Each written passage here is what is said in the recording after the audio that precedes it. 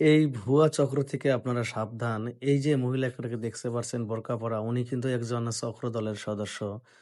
উনার কাজই হচ্ছে মানে মধ্যবিত্ত মানুষকে টার্গেট করা এবং তাদেরকে বিদেশের কথা বলে এখানে নিয়ে আসা। আর এখানে নিয়ে আসার পরে এখানে যে আরো চক্রদলের সদস্য আছে তাদের হাতে তুলে দেওয়া।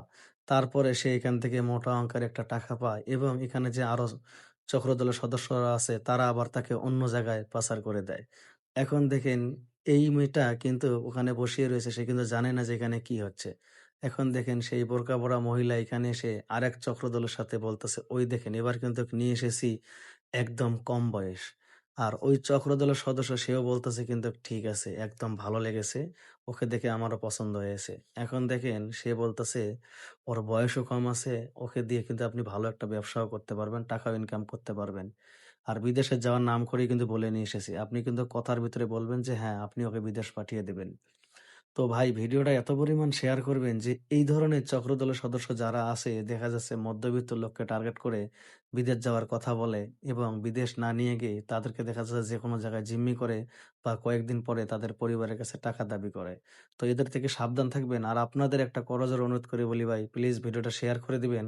এখান থেকে অনেকজনের সচেতন হবে যে আমরা কখনো ভালো এজেন্ট ছাড়া আমরা যেন বিদেশে না যাই। কারণ ভালো এজেন্সি ছাড়া যখন আপনারা বিদেশে যাবেন তখনই কিন্তু প্রতারিত হবেন। ঠিক এই আপুটির মতো। এই সাদাসিধা গরিব ফ্যামিলির একটা মেয়ে। সে কিন্তু বুঝতেই পারেনি যে এখানে কি হচ্ছে। তাকে বলা হয়েছে তাকে নিয়ে যাবে এয়ারপোর্টে। অথচ তাকে এয়ারপোর্টে না নিয়ে, নিয়ে এসেছে একটি ফ্ল্যাট বাসায়।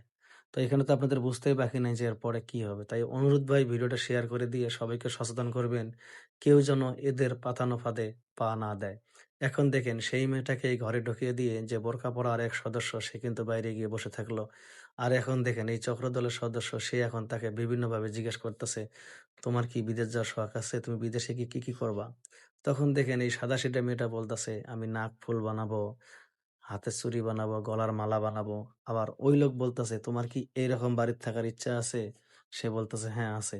বলছে, "তুমি আগে কি করতা?" সে বলল, "আগে আমি ঘর ঝাড়ু দিতাম, কাপড়-চোপড় দিতাম, প্লেট পরিষ্কার করতাম, মানুষের বাড়িতে কাজ করতাম।" এখন সেই লোক বলছে, "তোমাকে আর মানুষের বাড়িতে কাজ করতে হবে না। তুমি শুধু টাকা, টাকা ইনকাম করবা। ডলার আর ডলার।"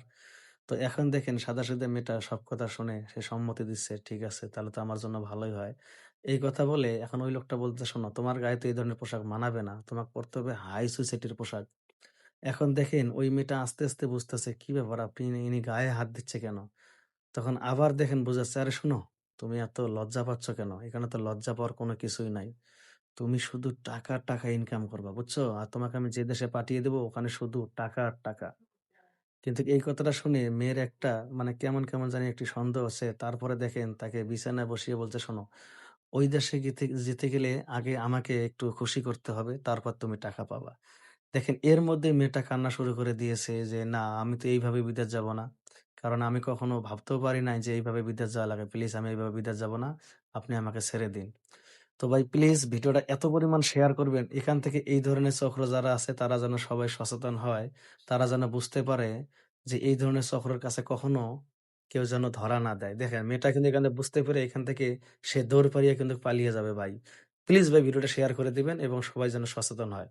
এখন দেখেন এই যে মেয়েটা পালিয়ে যাচ্ছে, আরেক চক্র তাকে ধরার জন্য চেষ্টা করছে কিন্তু পারল না। এখন দেখেন সে গিয়ে তার ভাইজানকে বলল, "ভাইজান এখানে তো সমস্যা হয়েছে। মেয়েটা তো পালিয়ে গেল। এখন কি করবেন?" দেখেন এরা বলতেছে এখন ২ জনে মিলে পরামর্শ করতেছে যে এই মেয়েটা তো আর ধরা গেল না। এখন তো মেয়েটা যে কাউকে বলে দিবে। তাই এখানে 999 এ মেয়েটা ফোন দেওয়ার আগে বা কারো সাহায্য পাওয়ার আগে বা এই জায়গায় পুলিশ আসার আগে আমাদের এই জায়গা থেকে পালিয়ে যেতে হবে। তো ভাই ভিডিওটা বানানো হয়েছে শুধু সচেতনমূলক আর তাছাড়া অন্য কোনো উদ্দেশ্য না। আর কাউকে এখানে হেয়পূর্ণ করার জন্য না বা কাউকে ছোট করার জন্য না। শুধু সচেতন হওয়ার জন্য এই ভিডিওটা বানানো হয়েছে। তাই আপনারা যারা বিদেশ যাবেন অবশ্যই ভাই সচেতনমূলকভাবে যাবেন এবং ভালো এজেন্সির মাধ্যমে আপনারা বিদেশ যাবেন তাহলে প্রতারিত হবেন না। আর এই ভিডিওটা যদি কোনো ভুল ভ্রান্তি হয়ে থাকে প্লিজ ক্ষমার দৃষ্টিতে দেখবেন। আমি আবারও বলছি কাউকে ছোট করার জন্য ভিডিওটা বানানো হয়নি। বা যদি কারো সাথে কাল্পনিকভাবে যদি মানে মানে গল্পটি মিলেও যায় তাহলে আন্তরিকভাবে দুঃখিত ভাই। প্লিজ ভিডিওটা শেয়ার করে দিবে, সবাইকে সচেতন করবেন।